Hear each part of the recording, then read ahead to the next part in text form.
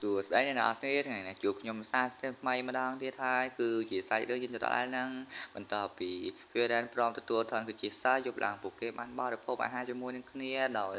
ស្រស់បំព្រមនិងស្រស់ស្ងួយឆ្ងាញ់តែនាងនៅតែវឹកហាត់ដដែលដោយសារនាងគិតថាបើខ្ញុំមិនខ្លាំងទេឬក៏ខ្ញុំមិនអាចគឺheater បានប្រាប់ថាគឺខ្ញុំ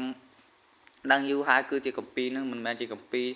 ដែលធ្វើឲ្យមនុស្សខ្លាចជាមនុស្សអមតៈទេគឺត្រូវបានគេបោកគឺនិយាយថា Fear ត្រូវបាន Hitler បោកហ្នឹងដោយ Hitler បានប្រាប់ថាខ្ញុំចង់ពឹងរឿងនាងមួយគឺចង់ឲ្យនាងជួយយកយកទៅមួយទៅជាមួយផងគឺខ្ញុំមានតែនាងមួយទេមិនចង់ឲ្យនាងនៅតែឯងទេនៅថ្ងៃដែលបន្ទាប់មកគឺជាថ្ងៃដែលស្រាឬក៏បូជាស្រាដើម្បីឲ្យ Hitler បានទៅសេចក្តីសុខពួកគេបានធ្វើដំណើរយ៉ាងទៅដល់ភូមិមួយគឺជាភូមិដែលម្ចាស់ស្រុកបានលោកយាយមួយបានប្រាប់ថាឲ្យជួយធ្វើការនាងមួយគឺជាបោសម្អាតហ្នឹងណាមានវេទមន្តនេះក្រៅពីហ្នឹងដោយសារ Vedan ចូលចិត្តប្រម៉ូទវេទមន្តយ៉ាងដែរត្រូវបានHimmel ជួយសង្គ្រោះចាប់ពីពេលនោះដល់មកនាងបានធ្វើការបោសសម្អាតនិងគ្រាពារនៅទីនោះតែឥឡូវនាងចាស់ហើយមិនអាចបោសសម្អាតបានទៀតទេនៅពេលដែលបោសសម្អាតហើយលោកយាយមានអារម្មណ៍ថាវាដូចជាឆ្លាស់ពេកនឹងចង់យកផ្កាយកមកដាំតែ Vedan ចង់សិស្សផ្កាគឺចង់ប្រើវេទមន្តផ្កាដើម្បីឲ្យផ្កាដុះហ្នឹងតែនាងត្រូវបានទៅស្គាល់នឹកឃើញថាផ្កាមួយដែលនាងបានចង់ចាំថាត្រូវតែសិស្សផ្កាមួយនោះឲ្យលោកពេលនោះមក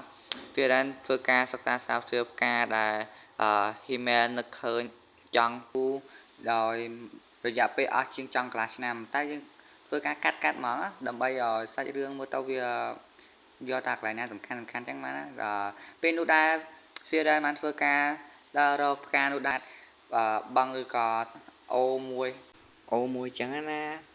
បន្ទាប់មកនៅពេលគ្រានោះដែរ Fedai បានធ្វើការ cast spell ហោះឡើងទៅលើប្រាសាទនោះ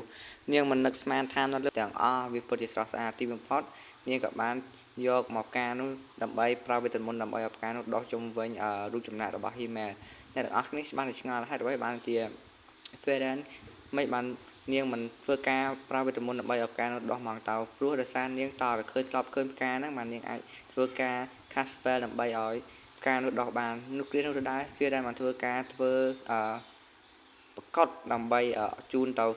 Himmel ចាប់សាច់រឿងយើងក៏បានមកបញ្ចប់ដែរវាសំទោសអ្នកនរគ្នាដោយសារសាច់រឿងយើងមិនសូវវែងមកដោយសារ episode 2នេះវា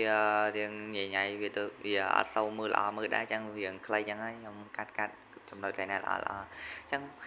សាច់រឿងក៏បានបញ្ចប់ហើយបាយអ្នកនរគ្នា